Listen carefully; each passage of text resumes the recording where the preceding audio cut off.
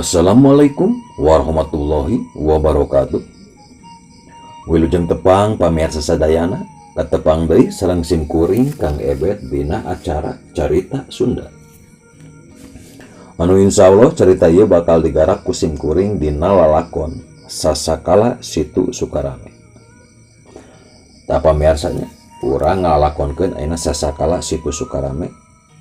Lalakon ieu nyata lalakon anu nyata ayana, bahkan duwi ka ayeuna masih aya itu, masih kajaga duwi ka ayeuna nya. Da ku kituna supados nyangkolong tinggalna waktu sayu urang kupingkeun ku sadayana kumaha ieu carita Sasakala Situ Sukarame. Wangga wilujeng ngupingkeun. Situ Sukarame mangrupikeun hiji talaga atawa situ anu tos kasohor ti zaman kolonial Balanda.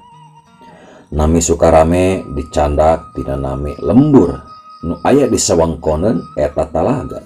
Oh, jadi meureun pamirsanya nami Situ Sukarame teh dicanak tina nami lembur anu aya di seputaran eta talaga. Jadi kampung Sukarame panganten. Kitu nya.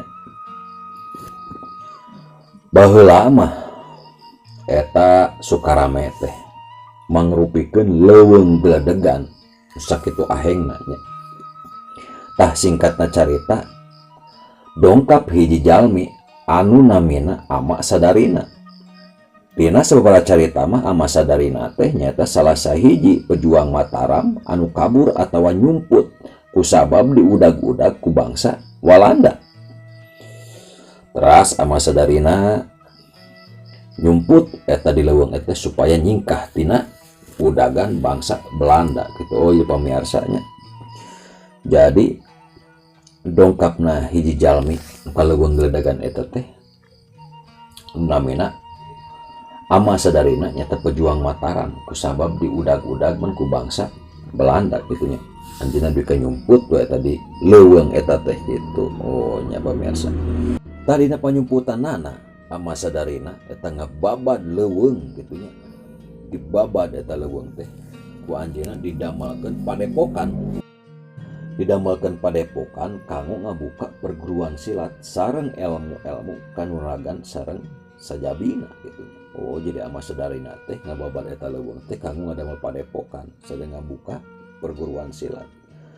Tah saatosna anjeunna ngababad sareng muka padepokan lami ku lami mah eta teh janten rame, janten lembur kitu nya. Tah katelah weh eta teh banding ku rame duwi ka ieu teh disebatkeunna Sukarame. Oh gitu pamirsanya. Jadi Sukarame teh dicanak ti dinya. Ti awal Ama Sadarina muka padepokan dina leuweung gledegan dugi ka ramena mata kaselah lah dinamina Sukarame.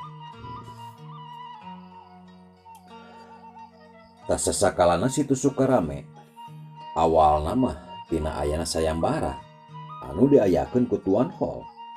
Tuan Hol teh anjeunna salah sahiji bangsa Walanda kitu nya nu aya dumuk di dinya kitu nya. Yang Tuan Hol teh ngagaduhan ambisi sangkan tiasa ngebendung tina 7 sumber mata cai atanapi 7 walungan nu aya di eta sawangkoneun Sukarame kumaha carana duwi ka janten talaga.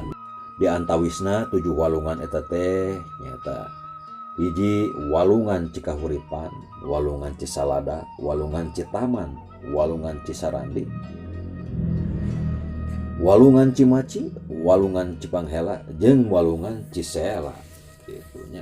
Oh jadi ku Tuan Hol teh muka sayembara berenang kumaha carana tin 7 walungan eta teh dibendung sangkan jadi talaga. Tah singkatna carita anu menangkeun eta sayembara teh nyaeta ku salah sahiji tokoh atawa kokolot nu aya di sawangkoneun Sukarame nyaeta namina teh Ki Abah Mules.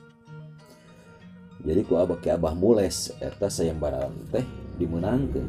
Tah tekung silami Ki Abah Mules ngedamel eta talaga jeung dianehna teh anjeunna mah ngedamel talaga teh tanah ti beurang tapi ti peuting. Kumargi ari Abah Mules mah dibantosan ku para bangsa jin jeung siluman kanggo ngebangun eta talaga teh pamirsa. Oh jadi ka Abah Mules mah ngabangunna eta teh tara ti beurang jadi ti weungi soalna anjeunna mah dibantuan ku para meureun siluman jeung jinnya kanggo ngabangun eta talaga teh gitu. Tah santosna kia mah ngabangun eta talaga nya.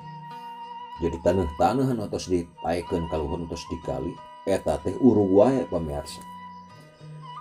Digali urug, digali men urug deui tah duwi ka anjeunna meureun naros ka saderekna. Kunaon cenah ieu menang urug wae. Pokna dijawab ku eta saderekna ki Abah Mules teh. Ku sabab ki Abah Mules parantos cenah maehan orai hideung pas ngabangun eta talaga. Soalna eta cenah orai teh meureun sanes sa orai-oraina. Jadi eta teh orai hideung teh orai siluman atawa raja jin nya anu ngageugeuh di leuweung eta gitu. Oh di tempat nu dibangun ku Abah Mules teh kanggo ngidamel talaga teh kitu nya. Kacicingan ku orai siluman nu dipaehan ku Abah Mules teh ya. Janten we meureun urug wae eta. Nya eta orai hideung eta teh namina Angger Cahya. Tah kanggo nebus dosana supaya meureunan eta situ jadi wayahna ki Abah Mules teh kudu kawin jeung bangsa siluman anu namina Dewi Pulasari. Tapina Dewi Pulasari mere syarat sangkan talaga teh tereh beres gitu. Naon syaratna? Nyaeta syaratna teh kudu nyebakeun atau ngorbankeun oro kembar. 2 oro kembar mah nya anu sajodo. Tah akhirna kakupingeun ku Tuan Hol beureunan eta syarat teh. Akhirna Tuan Hol anu masihan eta korban teh nyata ku 2 oro kembar teh ya. Nyaeta anjeunna masihan oro kembar ti anak adikna Tuan Hol gitu kanggo disebakeun atawa kanggo dikorbankeun. Tah talaga teh beres didamelna ti ka ayeuna eta talaga teh disebatkeunna Situ Sukarame atawa Talaga Sukarame. Dugi ka asli beuneunan eta situ teh dugi ka ayeuna kadang tina hiji carita rakyat mah nya. Nah waktu-waktu tertentu masuk nembongan aya 2 lauk emas anu baradag gitu nya eta teh jelmaan oro kembar anu dikorbankeun teh. Tah kitu pamirsanya eta sasakala Situ Sukarame. Yang mudah-mudahan atuh pamirsa ku ayeuna cerita ieu urang ngajantenkeun naon namina ngajantenkeun deui wawasan kanggo ngajaga ngalestarikeun budaya sareng sajarah anu aya itunya supaya lestari dugi ka ayeuna. Kumargi alhamdulillah dugi ka ayeuna ge meureun Kampung Sukarame sareng meureunan Situ Sukarame teh masih aya dugi ka ayeuna sareng masih kajaga kelestarianna gitu pamirsa.